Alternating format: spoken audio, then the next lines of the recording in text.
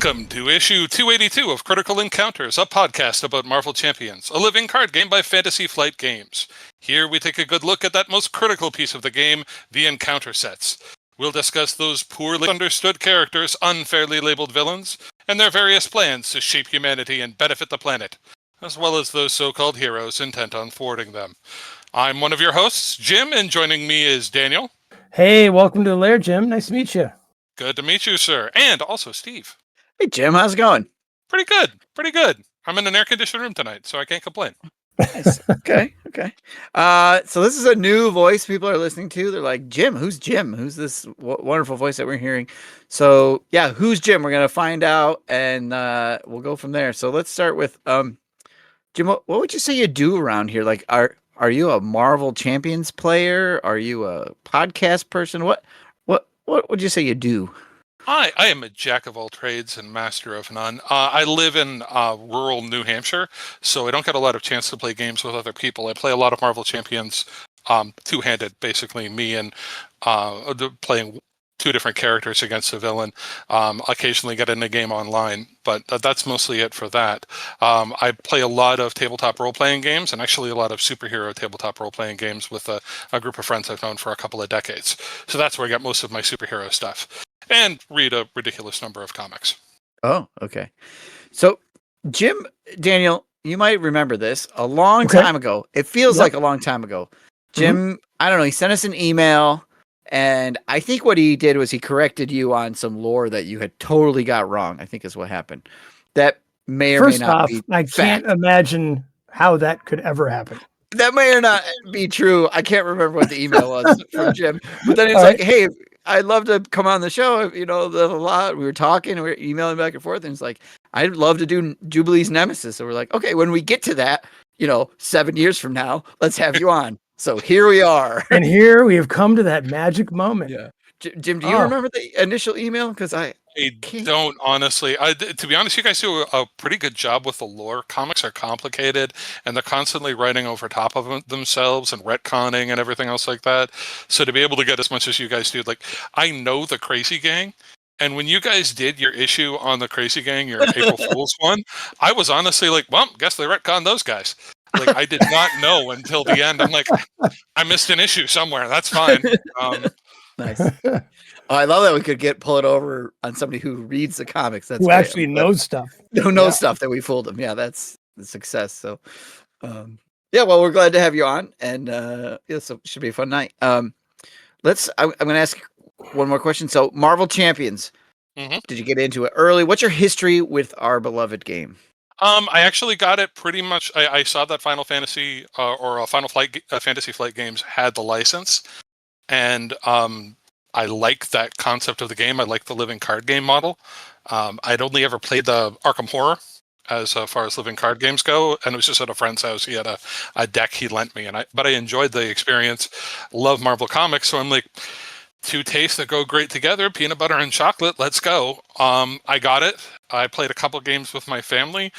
They were not as big fans of the process as I am, but I kind of kept up with the packs as they'd come out. I usually get them like a week or a month afterwards when they hit my local gaming store. I prefer to send them the money rather than the one named after a river in South America, whenever I can. So it does take a little bit to get to them. But I've pretty much been keeping up with all of the sets. The one that I missed, unfortunately, is Sinister Motives. So I'm still looking for that pack somewhere. Oh, the whole box? Like the spider box? Just missed the whole box. I was looking at it. I don't know exactly what happened, if it was just a busy time of life, and I'm like, hey, look, there's all these spider characters now. That's cool. And I picked up all the packs, and then suddenly I heard they said, yeah, we're not going to be reprinting Sinister Motives. Not going to be reprinting what now? So that was all right. So listeners out there, if you have a local game store that has the box, to get in touch with us. We'll tell you how later on. We'll pass it on to Jim so he can maybe order through your local game store. Okay. I think Daniel, you have a question for him now? Yeah, Jim. What's your favorite villain in our game? Favorite villain? There's so many of the great classics. I will be honest. One of my favorites is it's one of the backup Thunderbolts, Atlas. He's just Eric Jostin. He's just a jerk. He's just a great big old bruiser of a guy. He's simple and to the point. He's like, he could probably use his powers in like construction or for something productive and meaningful for society. But instead he's like, nah, I'm going to punch superheroes and I'm going to rob banks. And that's all he ever really wants to do. And he's been around for like a really long time. And he's just, the guy knows what he's about and he does it. And it's like, I appreciate the hustle. Know thyself. Exactly. Absolutely. Yeah. Good. And I hate to talk about these things, but Jim, I'm assuming you have favorite heroes that you enjoy playing with, and I'm just so they can get beat up by the villains.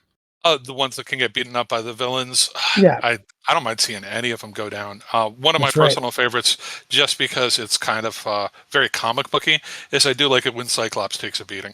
Yeah. Okay. Yeah, he pretty much, that's his experience in comics. Is just like, oh, Cyclops was having a bad day, must end in a Y. So it just again feels consistent with his overall ethos. Love it. Michael approved that one. So Absolutely. okay. Danny, do we have more questions for Jim? Geez, I don't know. I bet more will come up organically as he starts telling us some stories. Okay. I would imagine so. But I have a question of my own, if you don't mind. Oh, yeah, go ahead, Jim. I'm just going to ask you, Daniel, what's on your mind tonight? Oh, Jim, thank you for asking. There's a lot. There's a lot on my mind tonight. And I'm going to start, Steve, if you don't mind, I'm going to start with a little egg on my face shame. Okay. So last week, I regaled you and Dr. Matt with a story about Dan Patch, the horse. Yes. You may recall. Excellent tale. An excellent tale. But the location, Savage, Minnesota, my mother's hometown, I brought up the fact that the town was named after Dan Patch's owner, Marion Savage. Now, that is something I didn't know, like before my exhaustive research. Okay. I didn't know that because I was all about Dan Patch growing up. That horse was everywhere, right? And so I just thought Savage, like the town, was just kind of something racist that suburban Minnesota is like known for. So I just figured that's where it got its name. But no, it's Marion Savage. And I didn't really dive into that character because it was a story about Dan Patch. But I did call Marion a she on several occasions. Yes. Turns out Marion Savage is a he. Yeah. Yeah. So mea culpa. Sorry, everybody. Hopefully in the week, between these two, you'll have gotten 1,000 emails, Steve, about what a moron I am. Well, we won't know because at the time of this recording, our listeners haven't heard that recording. Exactly. So we'll see how it goes. In that week, I hope that you hear a lot. In my defense, I've known two Marions, an Aunt Marion, who I loved, and then my next door neighbor, Marion Haynes, whose husband, Ed, stole all the tennis balls and other things that went into their yard from our game. Oh, he's one of those guys. He was one of those. He had like a giant garbage can full of tennis balls and other things. So those are the two Marions I've ever known. I've never known a dude Marion. You do know one. I bet John you do. Wayne was a Marion. But Marion Morrison or something. Marion something. I forget. Anyhow, I apologize, fans and listeners and Savage. I'm sorry to everybody except for Dave. We probably lost all of our listeners from Savage, Minnesota. Maybe turned it off and are like, "You're done." If not last week, then maybe this week when I called them all racist. But so, but beyond my shame, there's a couple of other things too that are on my mind.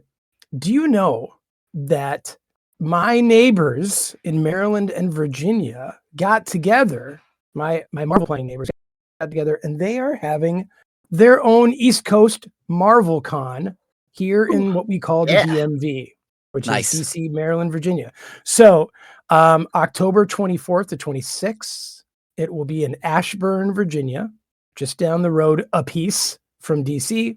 At Huzzah Hobbies, we'll be hosting it the whole weekend. Again, October 24 to 26. They are at www.mcdc.fun for tickets. They are, I think, 50 bones now. Yep. And selling literally like hotcakes. I think at the point of this please go. recording, I was told by Boom Guy that they have sold half of their tickets already. Right. Yep. So And it's gonna be great because this community is great, and Huzzah Hobbies is a wonderful store. We'll be very comfortable there. yeah, So and hope I to am see everyone. going. I bought my ticket. Yep. Whoop whoop. Got You my may or may not be staying in my basement. So, possibly not. We'll see how Yeah. it goes. Yeah, I'm excited. I'm pretty excited. 2 cons in 1 year. Yeah. No, this is great. This is Jim, great. is that a convention that's within your scope? Oh, really probably not. Virginia is a few hours away from New Hampshire, unfortunately. Yeah. There's one coming up, I think, in Boston that I might be able to make it to, but that's about it. You know, speaking of other cons, there's a couple in Connecticut done at the Portal, the Brant. He's doing Civil War one coming up, I think in September, and then there might be another one. So that seems to have a pretty good turnout. He just like runs a store, and there's a lot of space, and he gets a lot of folks. So that's New England. Yeah, that's New England. So you should take a look. Right on. That Civil War set looks awesome. I'm looking forward to that. Yeah, that should be fun.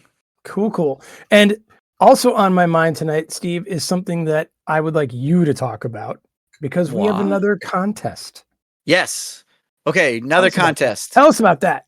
We are going to run we mentioned this, we kind of tease it. We're going to run a Loki scenario pack contest. This is the Trickster Takedown, I think is what the scenario pack is called. It's the Loki / Enchantress pack.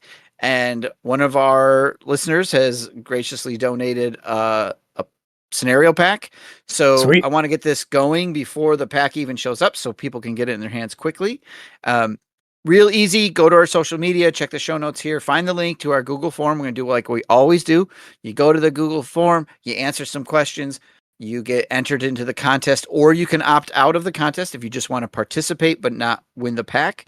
And this is really easy. So what we're asking for is if you yourself were a you yourself were a Loki variant, what sort of variant would you be and why? So you can be funny, you can go mechanical with this, you can be one that exists already that you really feel connected to, make something up. Probably what'll happen is Daniel and I will narrow down the field to a bunch that we find the most entertaining, then we'll randomly choose from those. So get out there, be creative, be something, answer the question, let us know, and then we'll pull that. And we're going to give it a few weeks. We'll see how the responses come in. Usually the first few weeks, everybody does it, and then it sits there. So we're going to try to do this in a little more timely manner. Dan, if you were a Loki variant, well, maybe I'll let you Don't put me on the spot yet. Don't put you on the spot. Yeah, you'd be some sort of racehorse or something, I'm sure. But I think so. Okay. Although Loki does have an interesting history with horses. So very true. Yeah. This is a family show. I won't get into it. Yeah. So you're just gonna sleep near on your answer. Nice. So, okay, contests, retractions, apologies, cons. I mean, already that's a full show, but we have a marvelous guest here tonight, and that means we're gonna learn something, right? Yep. Yeah. Well, let's do it. Right. So, Jim, you came on because you were going to talk to us all about Jubilee's Nemesis, the Nanny, and not Fran Drescher, maybe? Nanny? That's the only Nanny I know. This character looks bonkers weird in all the art. So I'm really looking forward to hearing what you have to say. So... Yeah, first of all, she is Nanny, and it should properly be Nanny in the Orphan-maker, but we'll get to that in her bio, and she is definitely bonkers. So buckle in. This is going to be a bit wilder than even some of the wild ones. All right. We haven't had a good bananas show in a while, so let's do it. So Eleanor Murch, now known as Nanny, understood early on the threat that mutants pose to humanity and to the world, not in like an intentional way, but given that even a good guy like Cyclops can destroy a building by looking at it, it seemed important to figure out a way to bring such dangerous powers under control. A master cyberneticist, she set her mind to making armored suits for that purpose, but found out that she was working for the Right, a bigoted anti-mutant organization that didn't just want to control mutants, but wipe them out. In no small part because she's a mutant herself with minor mind control powers, she rebelled, but they jammed her forcibly into one of her own suits and forced her to work for them. but eventually escaped. The experience drove her quite mad, and she was determined to save all mutant children from everyone, including their parents. In her madness, she developed a penchant for quoting nursery rhymes and children's stories, and generally acts like an overly fussy caregiver for young children. One of her first rescues was an incredibly dangerous mutant named Peter, who had been kidnapped by Mr. Sinister. She put him in a suit of armor similar in purpose to hers, though much cooler, believing that if she were to allow his mutant powers to manifest, he could destroy the world. It's unknown exactly when and where she got the resources to create their bug-shaped ship, or the technology that enabled Nanny to act on her insanity, including the fairy dust that enhances her mind control abilities. But she soon set about kidnapping mutant children while Peter murdered their parents. She called them her Lost Boys. Wait. Are you sure she's kidding? It sounds like she's just liberating them. That's a little bit of column A. It's a little bit of column B. Okay. Sometimes she gets it right. Sometimes she doesn't. And I mean, she gets to plead the insanity defense pretty clearly on all of this. Okay. Frankly. Okay. Yeah. Okay. So yeah, that's her so far. One of the first mutant children she tried to recruit was a guy named Jonathan Gallo, also known as Ricochet. His mother was teaching him to fear his mutant nature, the same way she feared her own mutant powers. She and Peter, Nanny and Peter, confronted her, trying to track the young man down. But unfortunately, the trigger-happy and very immature Peter tried to intimidate Jonathan's mom by blowing a hole through her torso. Oh, okay. That is intimidating. Yeah. Yeah, it's pretty intimidating. I'd be intimidated. They don't say that this is when he started getting the name Orphan-maker, but probably. I've never heard of Orphan-maker either. Okay. Interesting. Yeah, he's really cool, and I'm actually really bummed he's not in the set because he's kind of her second in command, and a little boy trapped in giant power armor is just terrifying and cool. So the first heroes she encountered, though, were Cyclops and Jean Grey. They were investigating the orphanage Scott Summers grew up in, the state home for foundlings in Nebraska. They found that it had a horrible secret, of course, because it's an orphanage in the Marvel Universe, and there were children being held in observation tubes, being experimented on by seemingly mindless scientists. Nanny, knowing that they needed a nanny, raided the place, but Nanny and Orphan-maker and Cyclops and Jean started fighting each other when a third party showed up, a bunch of demons who were even less gentle than Cyclops and Nanny and the Orphan-maker. This was around the time of the Inferno plot. Yeah, okay. So the demons managed to escape with Jean and Scott's kid, Nathan Summers, the once and future Cable, while Nanny and the Orphan-maker escaped with a whole brace of them. Scott and Jean literally actually said in the comic that the kids were going to be safer with the insane woman trapped in an egg-shaped suit of armor and her impetuous and incredibly unstable toddler companion than they would be with superheroes. Oh, Scott's such a great dad. He's always been such a good father. Oh, good. Such a wonderful father. Wonderful. Yeah. So they went off after the demons who had stolen Nathan. Actually, I should clarify, that's not actually Jean's son. You'll get emails about that if I don't clarify. Right, but right. Yeah. It's all complicated. I think Close you did enough. more on that one, yeah. Yeah. So then, thousands and thousands of demons invade Manhattan through a portal kept open by the energies of a bunch of powerful mutant children, including Franklin Richards, who at the time was a mutant. He's the son of Reed and Sue Richards of the Fantastic Four. Again, she saved a child's life by putting him in a suit of armor that focused his powers and kept him safe in the aftermath of the event. Reed and Sue eventually noticed that he was missing and came after him, and had to unite with a couple of other superheroes to defeat the pair, and the Fantastic Two finally rescued their son. Now, she'd taken in a bunch of these children. She calls them her Lost Boys. But because she, unlike Professor X, doesn't think young mutants should be used as child soldiers on the front line of a war for survival, she didn't bring them to the fight.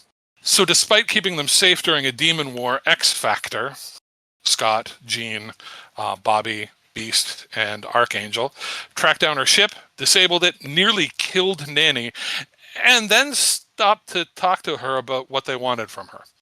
Like heroes do. Oh, yeah. Sure. Yeah. Fight first, ask questions later. Yeah. Yeah. Realizing that they were outmatched, Nanny and the Orphan-maker basically abandoned ship, and X-Factor returned the kids to their parents. Well, mostly aunts and uncles and grandparents for reasons. The next time they showed up, it was in an attempt to save the lives of a group of X-Men who'd moved to a base in Australia. They'd taken over the base after driving out its original inhabitants, the killer cyborg mercenaries known as the Reavers. You guys know them. The X-Men didn't seem to think about it very much, but of course the Reavers wanted their place back and were training hard to come back and kill all of them, which Nanny knew.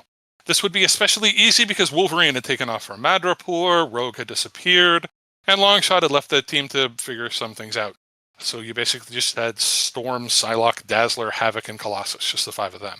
And also a young Jubilation Lee, who had been living in a mall that was visited by the lady members of the team, and she followed them through a teleportal back to their base. Not sure she could trust any of the people on the team, she hid out on the base just as she had in the mall, something that our ever-alert heroes never even noticed. So Nanny's plan for saving the X-Men isn't great and not big on consent. She was going to age them down to children and put them in power armor. Sort of her go-to. She actually took down Psylocke, Dazzler, and Havoc and put them in the suits. She didn't get the chance to de-age them before Colossus showed up and faced off against them. Nanny confronted Jubilee alone, who just showed up to sneak some supplies, but lost in a close fight. Jubilee was clever, used a room fan to redirect Nanny's mind-controlling fairy dust and her gymnastic skills to avoid her attacks, and Nanny was forced to retreat, though not empty-handed. They did manage to grab Storm. Colossus rallied against the combined attacks of his former friends and even freed Havoc.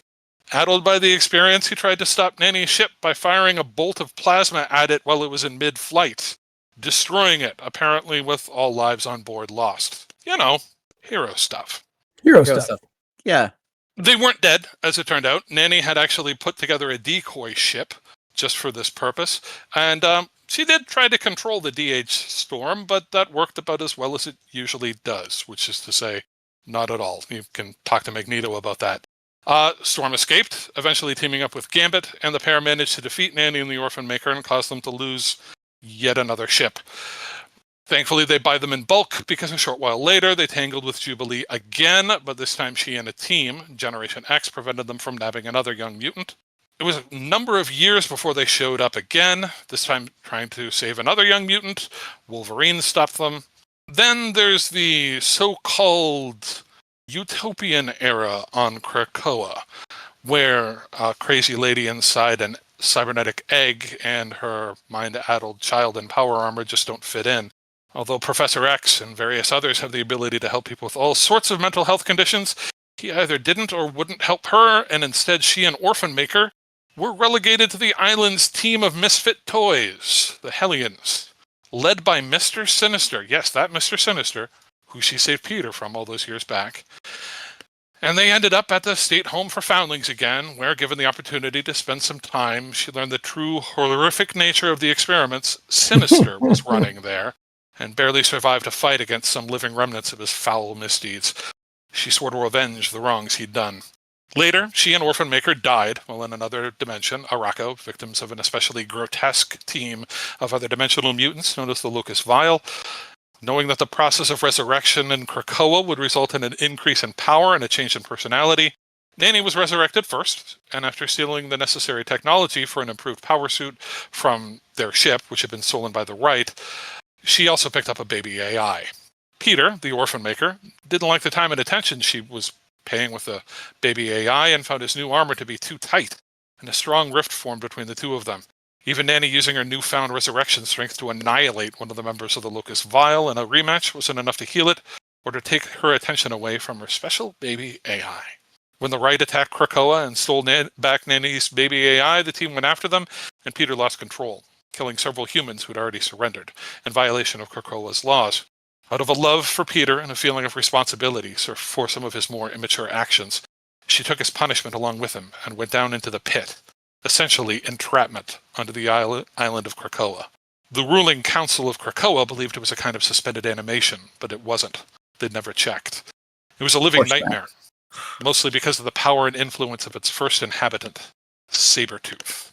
Eventually released from that horrible prison and with a newfound bond with her now older and ever so slightly more mature Orphan-maker, she found herself the caretaker of a whole host of young mutant children that they saved from the clutches of yet another anti-mutant organization, Orcus. We can only hope her every success, and that she's living her best life. A single mom with a career in STEM.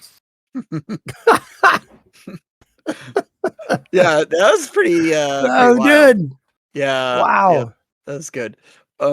Where does she get all the money for the suits and the ships and the tech and this stuff? Do we know? I don't know. No, it's never really made clear. Like she only ever shows up as kind of like a B villain. Like she never shows up as like the main plot villain. She's always the one who shows up who's sort of like, oh, and Nanny and the Orphan-maker are here too. Great, this makes things more complicated. So she didn't really get much focus. And then by the time we got to Krakoa, I mean, they had billions flying all around in that setting, so she could have gotten it from anywhere. She could have made it from spare parts from somebody else's ship. But yeah, they never really talk about it. I assume she had some like patents or something for some of her early work. Like, she helped invent the Segway and got some money off of that. Okay. Do we ever see her in the comics outside of her suit? No, there is one shot that seems to indicate that she can leave her suit sometimes. Like we see her suit standing there and then her in silhouette in the background. Okay. But otherwise, no. And she does have, and this is explicit too in the comics, she's got a little portal where she can take in food and presumably drink. We have no idea what happens afterward, and I don't want to think about it. So. Okay. Maybe it's got a flap in the back like a union suit. Right. It could well. Yeah. It could well. Yeah. I noticed that in the art, only one of her has like a mouth. I think it's just painted on lips too. I know. I love it though. I'm like, Yep. that just makes it for me. That's one of my favorite Yes. pieces of art in this game. It's because of the It's- black lips painted on her. She is super creepy. Like she's just a marvelous villain. When you asked me who my favorite villain is, I almost said Nanny, just because I'm like, she's so much fun. Yeah, she seems great. Just every time she shows up, it's like, oh, this is a good day. Yeah. Interesting stories, like trying to save these kids, but really going about it in a violent and bloody way. But then these other people kind of running afoul of her, not helping her. Like Professor X could have given her some therapy, right? And instead doesn't, right? Like classic Xavier. I have this theory too. Like she was invented by Louise Simonson, a phenomenal comic book writer.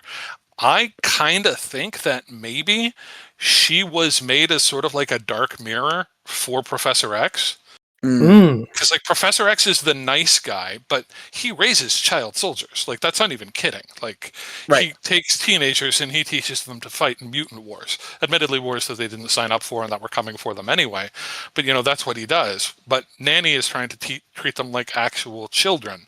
So, but they really can't afford to do that, and she's not big on consent. So it's just like she's kind of like a nice dark mirror to Professor X's, utopian vision of humanity and mutants getting along together. Like just this constant reminder of, oh, really? I'm an egg, buddy. Like, oh, good times. Yeah. Well, that was excellent lore. Well done. Well done. Yeah.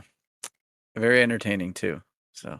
Yeah, she's an easy one to make entertaining. If you haven't read the Hellion series, I do highly recommend it. It is absolutely wild and wonderful. I did not want to like Mr. Sinister as a main character in a comic book, but it is written. It's so funny and dark and entertaining.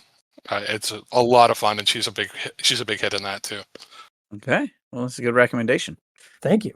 All right. Now, stories are great, Steve, but we have business here.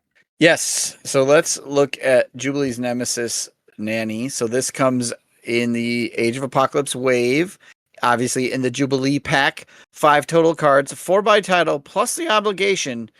Daniel, it's fallen to you. Why don't you give us the obligation? And this is probably something as parents we didn't ask Jim if Jim, do you have kids? I do. Yeah. Okay. So this is, maybe the nanny feels good to us too, but this obligation, Daniel, have you ever grounded your children?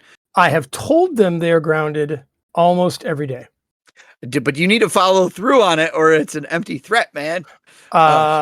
It's more become a shorthand for mild disapproval on my part. Okay.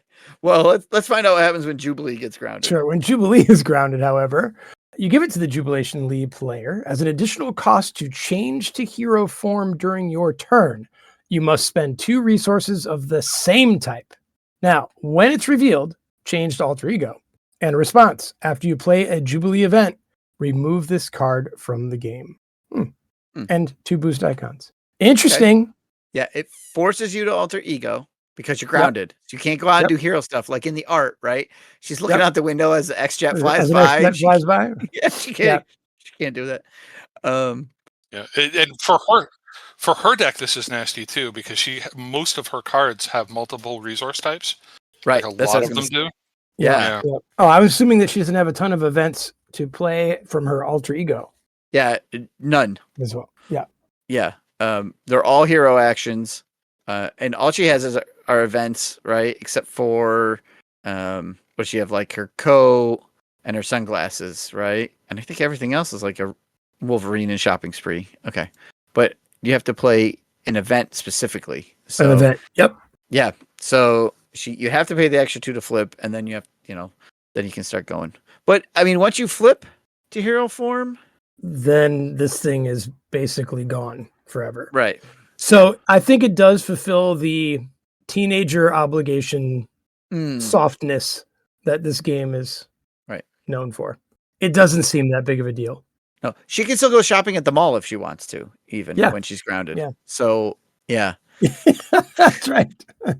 That's that follow through, not following through. Yeah. So I like the art though. She does look like really put out. She's got a little Deadpool sticker on her thing, and it's good. It is good. She's a very good grouchy teenager. One of my favorite characters for that. Yeah. And I do like that it's different from most absolutely. So it's cool. It's cool. Not going to ruin your day like some people's obligations, like some of the adults. Yeah. Well, all right, Jim. Why don't you read Nanny for us? All right. Nanny, she's a minion. Scheme of 2, attack 1 with an asterisk. Mutant type, comes with toughness. It's got a whopping 4 hit points. Boy, howdy. Forced response. After Nanny attacks you, if you control 1 or more allies, search the encounter deck, discard pile, and set aside area for 1 copy of Lost Child and reveal it. 2 boost icons. Okay. Huh. Okay. Not the stats are like kind of average, right? Yeah. At least she's tough. Yep. That's the suit, I guess. Yeah. Well, that's the thing that confuses me with this. I'll be honest with you, because I mentioned the Orphan-maker a lot throughout this. She has the battle suit as a separate card in her deck. Yeah, I see that. Maybe the suit in this current art is her going around town suit, her going out suit. That's why it has the painted on lips. Then she changes into the battle suit later on. I bet that's it. She does put battle armor on other people too. Like that's kind of one of her moves. So she usually does that with her minions. So I guess that's kind of where that's coming from. But okay, so she attacks you. You control 1 or more allies. You search the encounter deck and discard pile and set aside area. So if Nanny comes out with like Face of the Past or some other card, not necessarily Shadows of the Past, you still go get Lost Child. So let's read Lost Child and see what's going on here. So there are 2 of these. It is an attachment, Lost in air quotes, Child. When revealed, attached to the ally with the highest cost without Lost Child attached. Attached ally engages its controller. Otherwise, this card gains Surge. It provides -1 scheme. And it says, treat attached ally as a regressed minion with a blank text box. Attached minion scheme is equal to its thwart and does not take consequential damage. So it turns an ally into a minion, giving them -1 to their scheme. Right? Yeah, we've seen it before. Just called it something else. Yep. Yep. One boost. So they're regressed. So that's like you said, she tries to youngify them or something, right? She turns them into kids? Turns them into kids, yeah, basically. Okay. So that's what this is doing. I've worked with kids my whole professional career. I would say the scheme should be +1. So depends on the age, right? Depends on the age. If they're preteen and teenage, add some scheme points, right? Yeah. But if they get down to like first grade, then the -1 makes sense. They're not great. Yeah. You should see it coming, whatever they're doing. And then so is this Nanny then scooping up like an X-Man, a young X-Men child, and I think that's a Noli, actually. yeah, I think you're right. With the head, it looks like their head this way looks like an asparagus. Yeah. Or, Yeah. Oh yeah. that look. Yeah. or an artichoke, maybe. Yeah. Okay. I mean, All right. cool. She turns them into her little lost boys, right? So Yeah. And I do like that if this comes out in Jubilee's deck, it's probably going to hit Wolverine. And now she's got a health 4 minion with 3 attack on her. yes. That's not fun. Yeah, because it does go on the highest cost ally. So yeah, you're gonna hit some big guys with that. And Surge. That's nice. Like you're always going to get something off this card. Yep, it's got to be there, right? All right. Well, Daniel, let's hear about this battle suit. Sure. I mean, but also if you just stay grounded, you don't have to worry about it, right? You stay in your bedroom. Oh yeah, Yeah. Because then Nanny never attacks. She just Never keeps swinging. attacks. Yeah. Yeah. So Battlesuit, I'll tell you about this armor attachment attached to the minion with the fewest remaining hit points. Otherwise, this card gains Surge. Attached minion gets +3 hit points and gains the aerial trait. Nanny's Battlesuit design belies its true capabilities. 2 boost icons, and it does grant the minion a +1 attack. In the art, those appear to be her real arms, right? I guess. Yeah, I mean, they don't look like little sleeves that you put your arm in. So in this case, this battle suit could go on anybody, right? It doesn't necessarily have to end up on Nanny. So, Jim, if you were saying she puts other people in battle suits, there you go. A minion with the fewest remaining hit points. So she's rescuing maybe young minions or minions that are in danger because they don't have a lot of health left, right? And then they get this battle suit and they get hit points and aerial, I guess. Can these suits fly? Yeah. She's got sort of like low flight capability. So, and Okay, many that of is her minions awesome. have to. Okay, cool. And I do like that like I've had many times when I've been like, all right, we got this minion on the ropes, we're just about ready to take him down, and then this card comes out, that would be a day. Yep. Well, even if there's only one minion out, that minion has the fewest hit points. Could be Nanny, but it could be a Thunderbolt, right? If that's all that's left out there. So What Atlas needs, more hit points. more hit points. Yeah, and aerial now. Oof.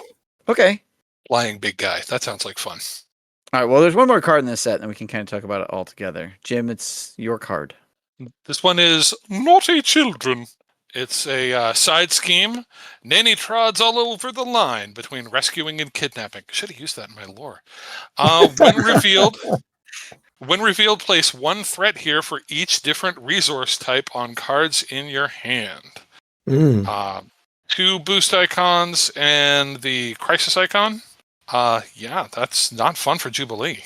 Yeah, it's really tailored to her, right? Because she wants to have multiple resource icons in her hand, so she might have a bunch of different stuff. So the threat will go up with the crisis. Okay. I like that. Does the flavored text make you think that FFG is finally listening to us, like getting a little villain sympathy here? Like, I think you have to with Nanny. Like she doesn't. There's a much nicer world where she isn't this person, where she like literally runs a children's home for mutant kids, teaching them how to control their powers and not blow up the world and stuff. Yeah. So I think like for her especially, like you can't redeem Mr. Sinister or like Red Skull or a lot of those guys, but her, she's a lady who got jammed into a power suit and kind of forced to interact with superheroes. Right. Yeah. Okay, what do we think of the set, like, overall? It's as a Nemesis, or as, Seems great. Like, I really like it. It's fun. I played Jubilee a couple times, and I've not ever seen Nanny. Oh, that's too bad. Yeah, it is too bad. And so, but it seems great. I cheat when I'm playing with a new character. I just take their Nemesis deck and I slot it in like an encounter set in with the cards that I'm playing. Nice. Nice. So that I can kind of make sure that I get at least some of their Nemesis stuff in. And Nanny is really nasty specifically against Jubilee because somebody said before that, if you just stay in your grounded form, then Nanny just schemes. She does, and then you're going through the encounter deck, so some of her Lost Child and Battlesuit cards will still be revealed just through that process. Mhm. So, like, you can't just stay grounded. You do need to get out of there fairly quickly. Naughty Children is a pain in the butt to try and get rid of once that comes out. It's a fun set. The one thing that I don't like about this set is it does not have Orphan-maker, and he's like literally in every story involving Nanny. He's like right by her side. They're like, it's Nanny and the Orphan-maker. That's what it says on every cover. So I really miss him. I kind of wish that they'd taken the battle suit and just put those stats in with Nanny, made her a little fiercer, and then put in an Orphan-maker card that's just like a scheme of 0 and an attack of like something ridiculous like 4 or 3 and reveal a card and it gets a boost based on boost icons or something like that. Sure.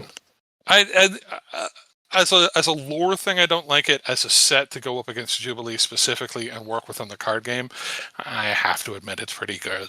Yeah, I was gonna say this Orphan-maker. You're right, and I wonder why they chose not to put him in, or if they just, yeah, I don't know, because we have plenty of Nemesis sets with multiple minions, so it's not like they couldn't do it. I was going to say, with the specific story, like she's the perfect Nemesis for Jubilee, despite the fact she's been around for a good long while. Jubilee doesn't really have a lot of people who have like a particular animus against her, who like see Jubilee and go, "Oh, it's you." And Nanny's a good pick for that. And in the specific story that they have with Nanny, the Orphan-maker is just kind of the guy with the gun. So I can see why maybe they kind of took him out of the running for the deck so that they can make sure they get the battle suit in there. Like the battle suits being there and then putting them on Havoc and company. That's the reason why Havoc ends up shooting down her ship, and it launches off the whole run of comics that leads up to the reveal of Gambit, who's like everybody's favorite X-Men for some reason that I don't understand. He's got, as the kids say, he's got Riz. So doesn't work on me. No idea why, but it's just one of those things. But yeah, I can see for story reasons why they would have, if I were reading those comics as just like somebody who's designing the cards and isn't necessarily a total comic book nerd, I could see easily coming away and just being like, yeah, that guy barely counts as a minion. He's just like a henchman or something. Yeah. All right, so let's rate it. Let's give it a rating. Daniel? I'm going to give it a B. Oh, okay. And I like Jim? it. I like it. It's not, super great. But B's fair. It's not okay. Jim, what do you think? I'm going to come in on a B-. I can't get over the lack of Orphan-maker. It does a really good job otherwise. It's one of those a little extracurricular activity, a little extra credit work, and I think it could pull itself up to a B, even an A. Yeah, sometimes the theme will knock something off, right? So, all right. Well, is there more to say about Jubilee and Nanny? I don't think so. If not, Jim, hey, thanks for coming on. Thanks for taking the time and doing a wonderful lore. A lot of fun. Beautiful lore. Yeah. If you find another Nemesis out there that you are passionate about, you got to hit us up again. I'd love to have you back on the show. Sure, for sure. Might find some interesting ones in Civil War, assuming they do Nemesis there. That'll be interesting to see. Yeah. I don't even know what we're going to do when we talk Civil War. So we're going to have to talk about all these heroes. I don't know. Oh my God. Thankfully, you've got like 3 years before you have to worry about that. That's true. So. Right. We got some time to figure that out. Anyways, once again, Jim, thank you. If you guys have questions for Jim on Nanny, or where you can get that Sinister Motives box for him, I want you guys to email us. You can do so at criticalencounterspod@gmail.com. We're Critical Encounters on Facebook. You can find our YouTube, Twitch, or Patreon by searching for Critical Encounters Podcast. And on Discord, we are Vardane, Big Fun Loaf, and Dweller42. If you like our show, tell your friends. If you don't like our show, tell your enemies. Nanny, take us out.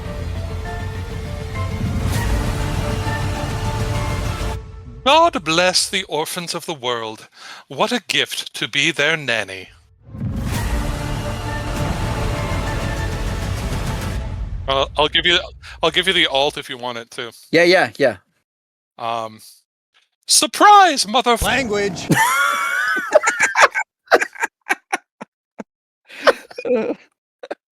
I was so not prepared for that. Oh my god, it was You great. shared that comic panel with me, and you're like, "Can we do this one? I get it if we can't."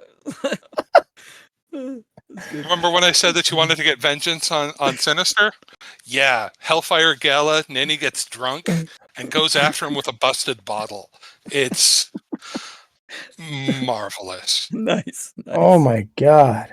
That was That's that good. was really quite something. Thank you. Yeah. Good golly.